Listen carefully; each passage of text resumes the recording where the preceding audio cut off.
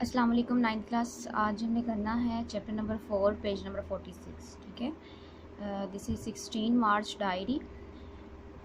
Chapter number 4 का page number 46 पे अब टॉपिक है रोम।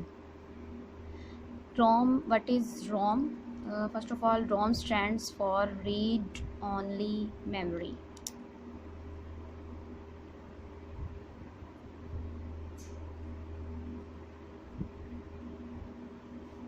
रीड ओनली मेमोरी, इसमें क्या होता है कि आपके पास ये एक ऐसी फॉर्म है जिसमें contents of ROM can be read but new data cannot be written into it. कहता है कि रोम के जो कंटेंट्स हैं वो आप रीड कर सकते हैं लेकिन उसमें न्यू डाटा जो है वो राइट नहीं कर सकते हैं, इसलिए हम इसको रीड ओनली मेमोरी कहते हैं। ठीक है, एक दफ़ा जो डाटा उस पर लिख दिया तो उसके बाद वो डाटा चेंज नहीं हो सकता।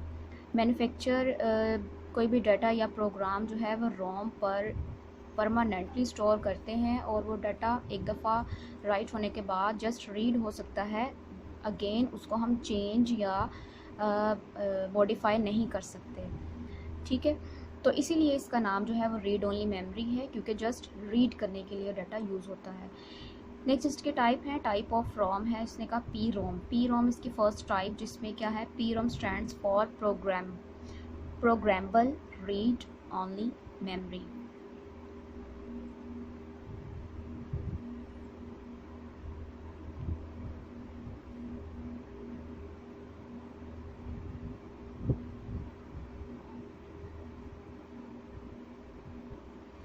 ठीक है,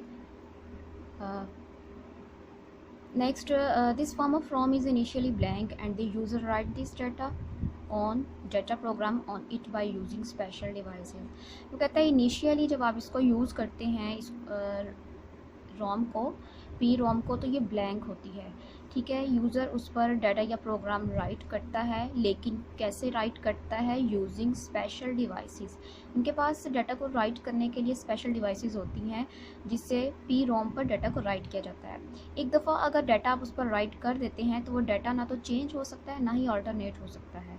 ठीक है, ना ही मॉडिफाई किया जा सकता है, यानी फिक्स हो जाता है। जस्ट वो डाटा आपका रीड करने के लिए ही यूज़ होता है पी रोम पर। ठीक है, नेक्स्ट टाइप है इसकी ईपी रोम। ईपी रोम है जी like P ROM, it is initially blank and program and data can be written on it by the manufacturer.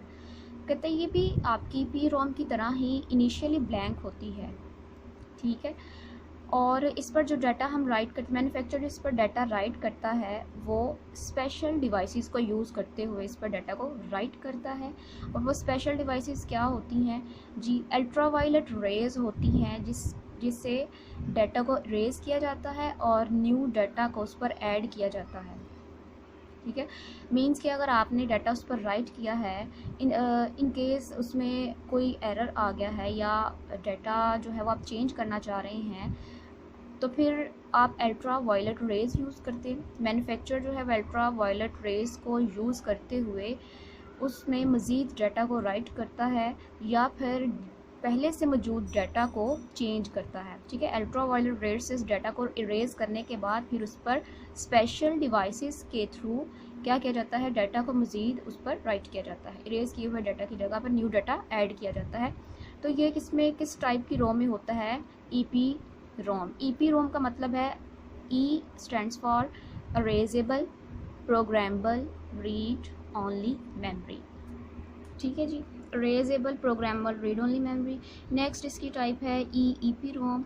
EEP ROM में क्या होता है? EEP stands for electrically erasable programmable read only memory. Same वही है, सिर्फ जो start में ई है उसका मतलब है electrically erasable programmable read only memory. तो ये किस टाइप की रोम होती है? This kind of ROM can be written by using electrical device.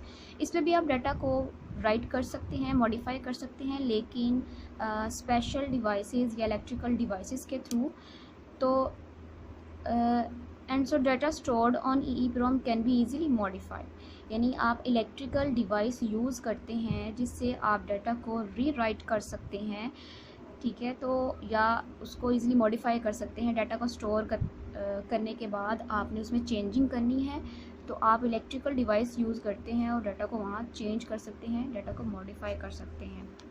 ठीक है, मॉडिफाई करने का मतलब क्या होता है, डाटा को रेज़ करने के बाद वहाँ डाटा चेंज करना, मज़ीद डाटा को राइट करना, ये सारी चीज़ें आपकी मॉडिफाई में आ जाती हैं। तो ये आपकी थी EEPROM। EEPROM बेसिकली किस लिए यूज़ होती है, ये ज़्यादातर बैकअप लेने के लिए यूज़ होती है। अपने डाटा का बैकअप लेना है तो EEPROM यूज़ करेंगे।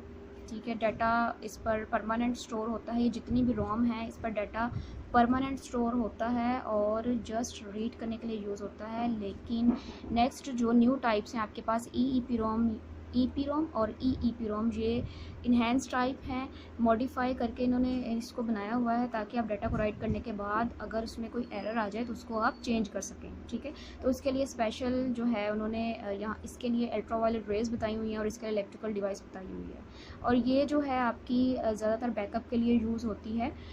ठीक है, अपने डाटा का बैकअप लेना है तो उसके लिए EEPROM यूज़ करेंगे।